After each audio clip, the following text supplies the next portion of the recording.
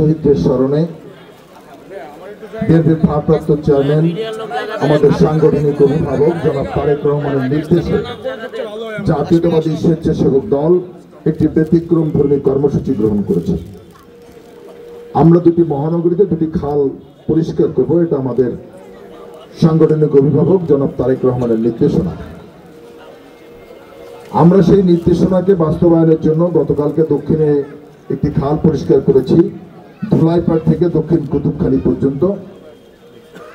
আজকে মোহাম্মদপুরের এই খালটি কাদেরাবাদ হাউজিং এর মধ্যে যে খালটা পরিষ্কার করছি আমরা কয়েকদিন ধরে। আসলে পরিবেশ যদি সুন্দর থাকে, আমাদের স্বাস্থ্য সুন্দর থাকবে, আমাদের ছেলেমেয়েরা সুন্দর পরিবেশে বেড়ে উঠবে। সেই মানসিকতা নিয়েই জাতীয়তাবাদী স্বেচ্ছাসেবক দল এই কর্মসূচিটা গ্রহণ করেছে। আজকের এই কর্মসূচি দেখার জন্য আমাদের মাঝে উপস্থিত হয়েছেন প্রধান অতিথি হিসেবে বিএনপির সিনিয়র যুগ্ম মহাসচিব, বিএনপির দুঃসময়ের কান্ডারি, আমাদের সকলের অভিভাবক, জনপ্রিয় জননেতা জনাব অ্যাডভোকেট রুহুল কবির রিজভী আহমেদ। উপস্থিত রয়েছেন স্বেচ্ছাসেবক দলের কেন্দ্রীয় কমিটির সকল পর্যায়ের নেতৃবৃন্দ, ঢাকা মহানগর উত্তরের সভাপতি, সাধারণ সম্পাদক সহ সকল পর্যায়ের নেতৃবৃন্দ, প্রতিটি থানার নেতৃবৃন্দ এবং এলাকার যারা বক্তব্য শুনছেন সকলকে আমার ব্যক্তিগত পক্ষ থেকে, জাতীয়তাবাদী স্বেচ্ছাসেবক দলের পক্ষ থেকে, প্রিয় নেত্রী দেশনেত্রী বেগম খালেদা জিয়ার পক্ষ থেকে, আমাদের সাংগঠনিক অভিভাবক জনাব তারেক রহমানের পক্ষ থেকে আপনাদের সকলকে জানাচ্ছি শুভেচ্ছা এবং অভিনন্দন।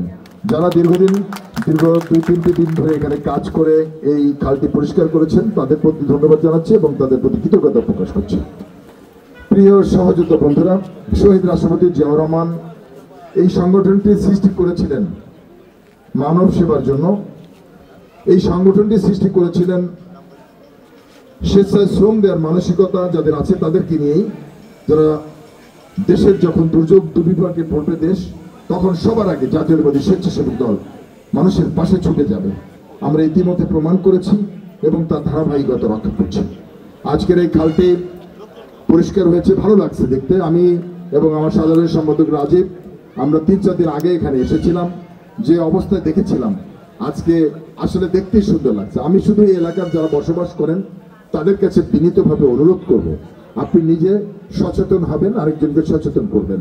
কেউ যেন আমরা এই খালটার মধ্যে ময়লা আবর্জনা না ফেলি, বোতল পলিথিন জাতীয় দ্রব্য এখানে যাতে আমরা না ফেলি। আমরা এই জিনিসগুলো যদি আমরা নিজেরা বিরত থাকি, পরিবেশটা সুন্দর থাকবে। আমি এই বিনীত অনুরোধটুকু এলাকাবাসী যারা এখানে রয়েছেন তাদের কাছে রাখছি।